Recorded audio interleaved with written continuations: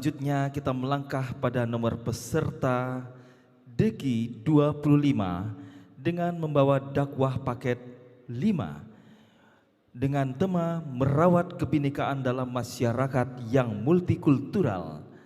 Selanjutnya bersiap-siap nomor Deki 26. Hadirin dan Dewan Hakim yang kami muliakan, inilah nomor peserta Deki 25.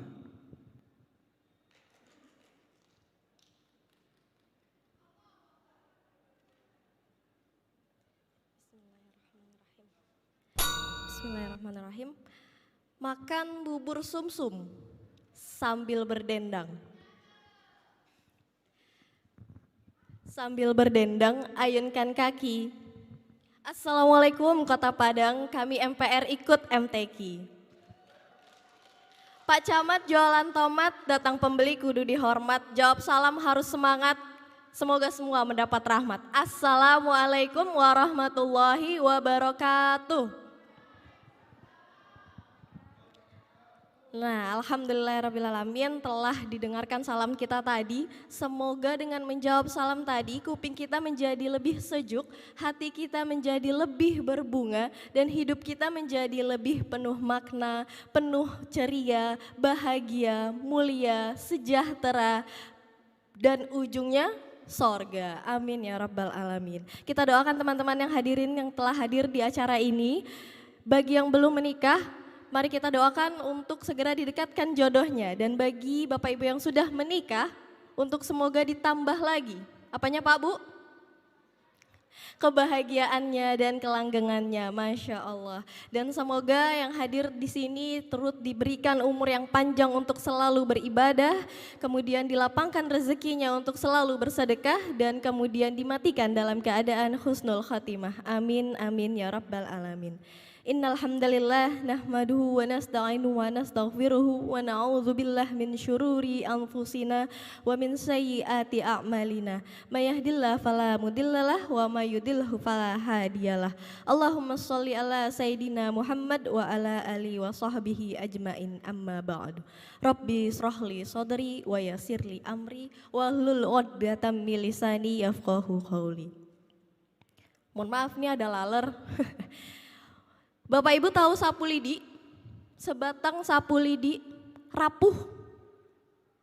Nyabet laler pun kalau kena tuh tadi barusan kalau saya bawa gitu ya. Itu sebatang sapu lidi. Bagaimana ketika sebatang sapu lidi tersebut dikumpulkan satu demi satu, kemudian dikumpulkan dan diikat, apa yang terjadi? Dia kuat dan dia lebih bermanfaat. Tak ada debu yang tak bisa disapu oleh sapu lidi yang sudah disatukan. Inilah makna dari berjamaah. Inilah makna dari berukhuwah. Walaupun memang kadang menyakitkan, tetapi ia memberikan arti. Walaupun ia berjamaah atau berukhuwah kadang menyakiti hati, tapi ia lebih mempunyai makna dan arti. Berjamaah merupakan berbeda dengan berseragam. Berjamaah adalah beraneka ragam. Bukankah Rasulullah SAW telah mengajarkan kita tentang keberaneka-ragaman? Seperti contoh terhadap zaman Rasulullah, Rasulullah mempunyai sahabat yang sangat berbeda-beda.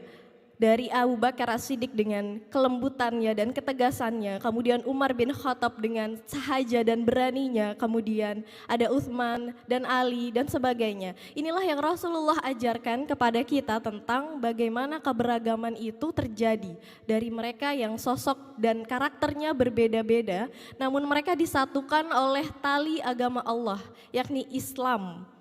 Di dalam Quran surah Ali Imran ayat 103, ini kalau di Quran mungkin dia posisinya di sebelah kanan agak naik sedikit.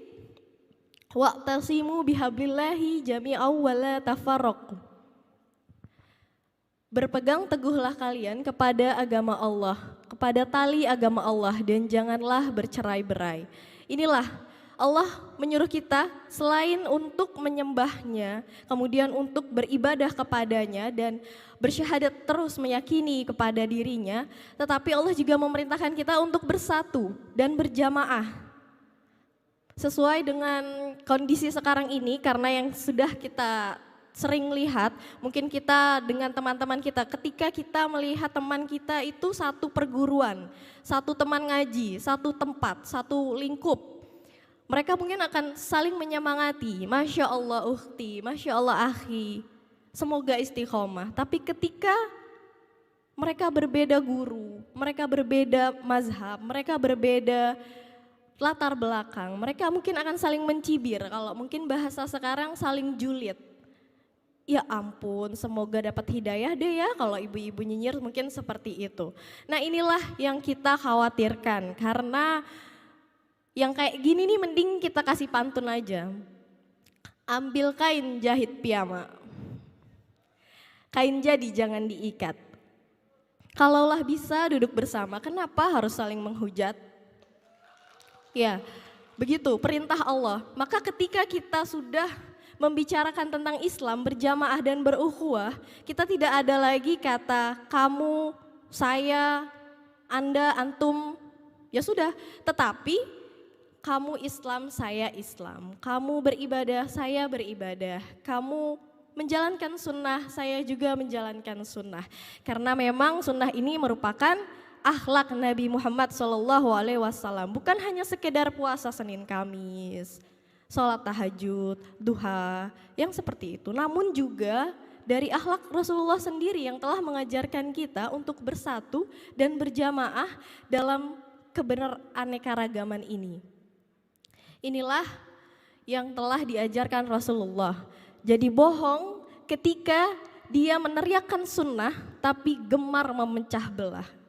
Bohong ketika dia meneriakkan sunnah tapi saling fitnah ahli bid'ah. Masya Allah.